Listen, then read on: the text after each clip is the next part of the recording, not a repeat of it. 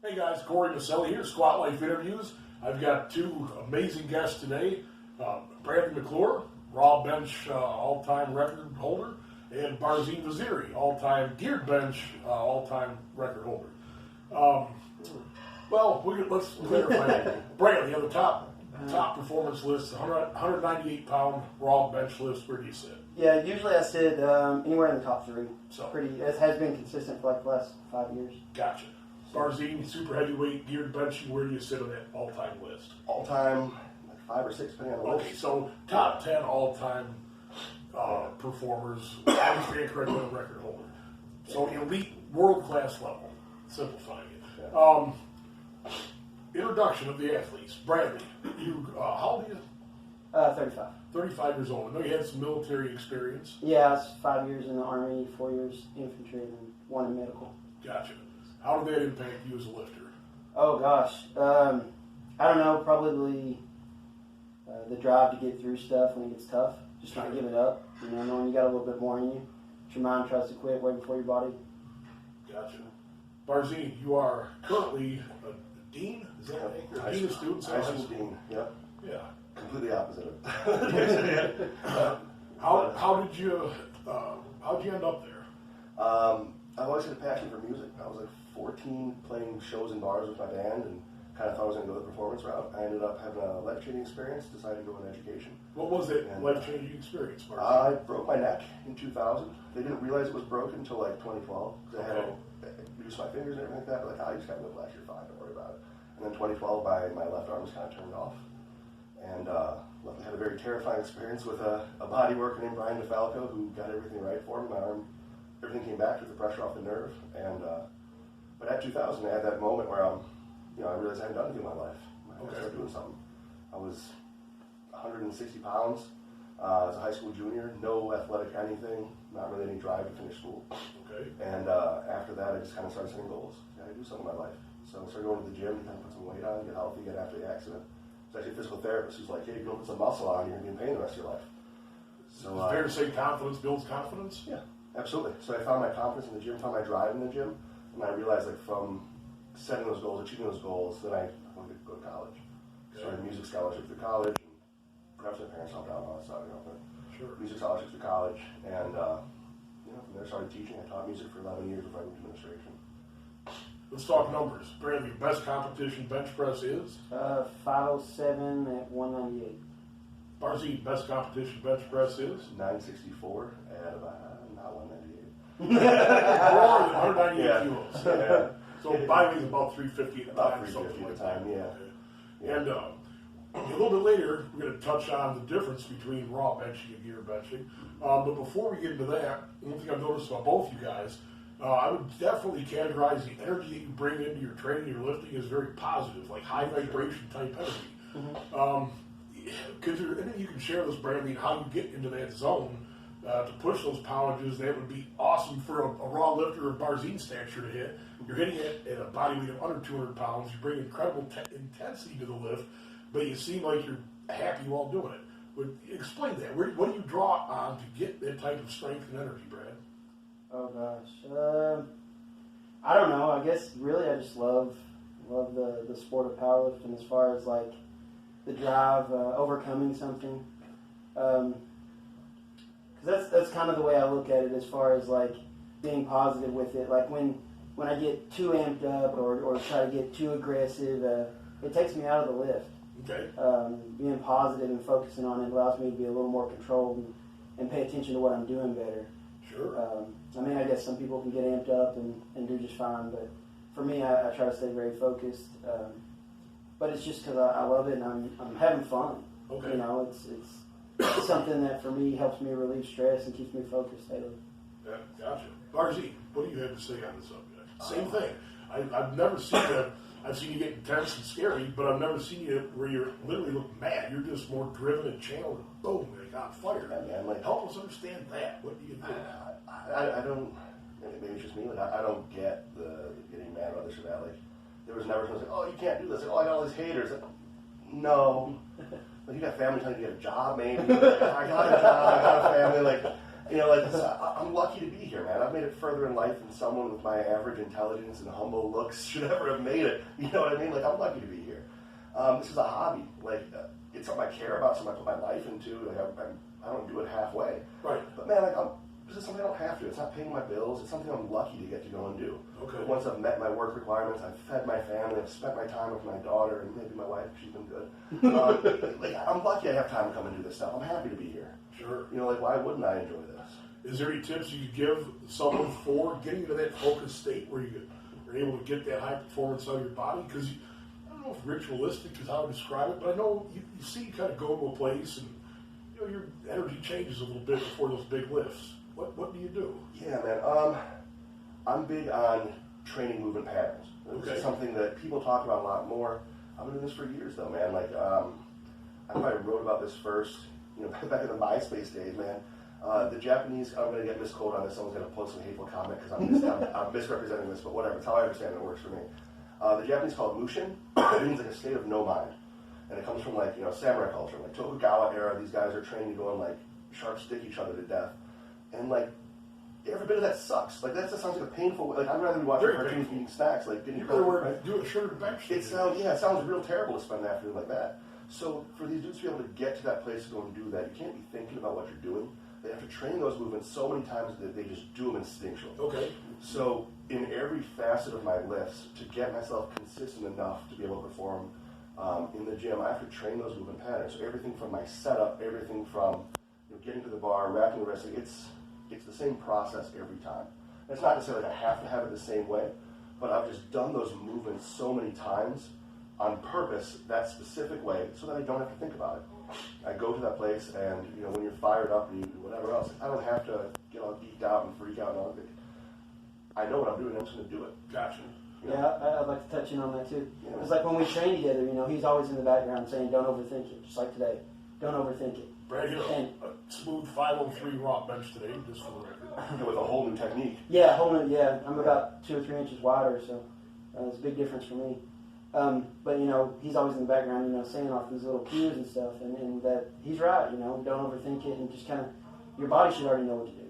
Okay, that is great advice, I think. It really is. You're not going to make corrections at 100%. Right. You've got to make those corrections with hundreds of reps at 20%, 30%, 40%. And then you've got to be on autopilot when you get to that point. I'm going to draw an analogy of raw benching compared to sugar benching. BMX racing, motocross racing. You're both going around a track, you're both taking jumps, but it's similar, yet it's entirely different. I've had some experience at both, not near the level of you guys, but they're two different. The bar traveling is saved by an onlooker. What's going on is so much different. Can you guys touch on that in a summary manner? I liken it to, like, you know, different classes in drag racing. Okay. So, like, there's going to be different technique if you're driving a street car versus if you're driving, you know, a pro street purpose-built, you know, trans brake, you know, a purpose-built dragster. Okay. There's going to be a different technique for it. It's still the same idea. It's still the same locomotion. You're still point A to point B in the same kind of manner. But it's going to be different technique. You know, the same guys who are great at one will be at least in the same category, running back and forth, if you train for it. Sure. Yeah, you got the same idea. The bottom line is, like, the guys who nitpick the difference over it, Probably not very good at either one. I'm not very good at either one. You know, like, in the gym when we're training, like, we have top raw guys like Bradley and, like, decent gear guys like myself or Manuth or whoever else is in your training that week who comes down to visit. Like, everyone helps each other. Everyone trains together. We all have the same idea of getting as strong as possible, lifting as much as possible in whatever category we got. Sure. You know, it's... What do you think, Bradley? Well, I was always under the impression, because I started out raw, trained raw for years, probably, 10 years, I guess. Yeah. And I was under the impression, you know, you put gear on and you move more weight, right? Nah, not even close. It's a totally different ball game that, you know, both of you guys know. You know, it requires a different kind of strength, a different kind of, you know, as far as, like, not a huge technique difference, but still, you know, the cues are different. Sure. So it's a totally different game, but just because you're good at raw, you know, and I hear that all the time, you know, that they think because they have a big raw lift that they're going to have a big gear lift, and that is not the case at all. I mean, you know, I had over a 500-pound raw bench, but I've been in a shirt several times now, and I'm still trying to get anything even remotely noticeable in a shirt. So it's, I don't know, it's Learning definitely a curve. different game There's another Yeah. level of technique to it too. for sure. Like we found when I thought I'd fractured a forearm at one point, we found when we started doing X-rays, like your bones have adapted. My bones have adapted at least for Yeah, gear you press. might share that. Yeah, story man. with us? I found out a couple years ago we did an X-ray of my forearm because we thought I fractured it, and the ortho was like, "Can you X-ray the other side? I want to see if this is normal." I'm like, "Well, what's going on?" I was like, "Well, the bones are twice as thick as normal. Like the marrow is the same, but like the sheathing, because it's every time you lift heavy enough, your bones will flex a little bit. They microfractures them and they calcify thicker. Because Okay. your body's your muscles tear down and rebuild bigger and stronger. Your bones are the same. Bones are tissue also. But I guess the ulna on both arms are still straight, but the radius on both arms is now curved. So like now when I'm at my competition bench width, my wrists aren't actually bent. My wrists are straight. All those bones are different sizes and shapes too now, but my forearms have actually curved to adapt to the weight, so it's more stable. Which is actually Yeah, fascinating. like your It's pretty bones cool. will adapt to the gear training. Right. You know, we had a guy, there's a dear friend, I won't call him out by name because I don't know how much you want to share this, who went very quickly from a 700 to a 900 pound gear bench and then had a humerus snap in half while benching, which is the most upsetting sound I've ever heard. Absolutely incredible competitor. He's already back competing again after about a year later. Okay, But, I mean, like, your bones have to adapt to it. sure. There's also the technical side, too. Like, to use a great example of a person who's going to send me an angry text after this. He's a good friend, is Marshall Johnson. We both bench. High volume training, Marshall. Yeah, I know, I'm training, yeah. Turn the radio. Shout out to Shane Sweat for what he's making Marshall do, because he's getting greatness out of that man. Shane is absolutely great at what he's doing with him. But Marshall's a great guy, 100% driven, probably more than I am, as far as his dedication. Way to more the than I sport. am. Yeah, he's an incredible competitor. Yeah. We're both like a mid 500 pound bencher. Sure. I think his best raw ever is lower five. Five something. We're within 20 pounds raw of each other.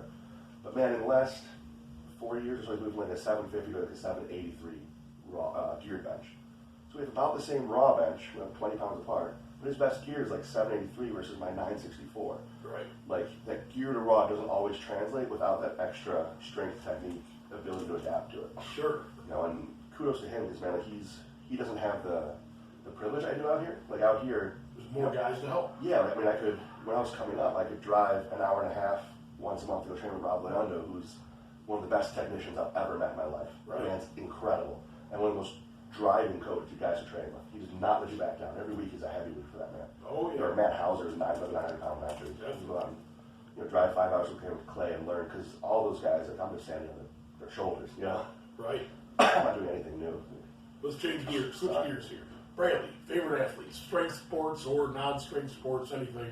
What comes to mind? Oh gosh, I don't watch a whole lot of sports. Just to be honest, I would have to definitely fall back on powerlifting. Okay. I think Rick Will, his 556 bench at 181 is probably That's one of the very most fascinating lifts. Yeah. Especially if you actually see him lift, he's flat back. Wow. It's not this crazy, insane arch that is moving 2 inches. He's got a long range of motion, and so I'd have to fall back on that. Barzeen? The two guys I like most in the sport right now, obviously Dave Hoff, because his mental game I think is second to none. Boom.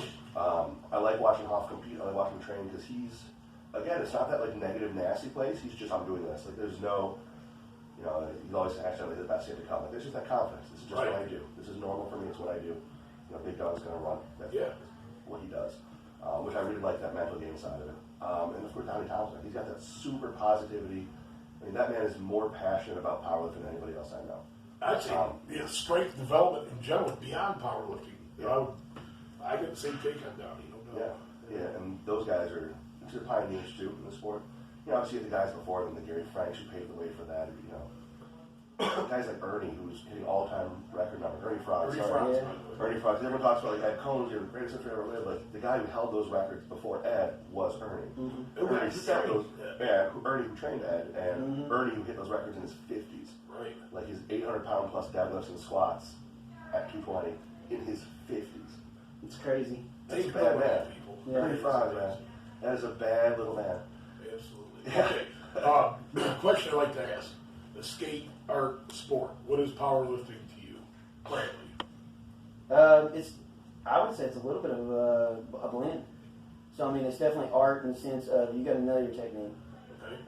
You get your technique. That's it's the art part of it, and then it's sport because you're competing against not only other people but yourself. But I mean, I'd be lying if I didn't say when I show up at a meet, I'm not looking to beat somebody, not just myself. But yeah, so it's a little bit of a blend. What do you think, Barzeen? You get a bunch of it, like especially in my position where I have to be very mellow, very even keeled. No matter how mad a kid or a parent comes to me about a situation, someone's in crisis. My job is to be level, even, and calm and kind. All day. Absolutely. So that is who I am. I'm kind and I'm going to tell these things first, but like it's nice to have that escape here, where all the frustration, all everything else in your day can just come out, and go. Right. You can put all that into a bar, leave that, and some guys will meditate or go to church, whatever it is it takes to reset for the week. Sure. This is that for me. So you have that escape. The art, for sure, like you talked about, like the technique is not the same for everybody. It's an art to figure out what works for you. Sure it is. As far as a sport too, like the guys who compete understand it. It's a lot easier on the internet. Like, oh, so hit this number in the gym. It's going to be this in a meet. Like, no, there's that sport aspect to it. Like I hit this number in the gym, and on that same day, maybe I would hit something in a meet. But the meet, you roll the dice and you see where your dice end up that day, man. And once you've done enough meets, you stop taking it personally. You understand that's just the nature of sport, Your family, friends have let you down. Like I want to do the big apology. It's like, whatever, man. It's a sport. Some days the dice turn out great and you hit your great potential, and then you're gonna have the next couple of years where you're real disappointed in yourself because it's hard to get that good roll that many times, But sometimes you have a meet where like, I did everything right in my training, and snake eyes, oh, sorry, that's what you got. Barzeen, you touched on this earlier, but I'll ask the question to both of you. Is there a failure or a low point in your life that you had to really overcome and really pull yourself out of a certain place to get back into the gear, or back in gear, that you think would be relevant to share this interview, Brandon? Early on, and I train the way I do now because of this. So now there'll be times where I literally have went 2 weeks without benching because I want a full recovery. A lot of that comes from early on. I was benching twice a week, and I actually ended up separating something in here, and I still have a tendon that hangs down. A thingy that's not worth. Yeah, I don't know what it is, but it's not supposed to be the way that it is. And I went from 165 pounds, being able to double 405, to barely able to press 135. So that took a real long time to come back from. So you definitely came back. Yeah, well, thank you. But yeah, so that's the way I train now, is because I was pushing it then. I was going in the gym and training when I wasn't fully recovered. I had multiple bench days, and so yeah. So that's the way I adjust everything now. Is if I don't feel 100%, I'm not training.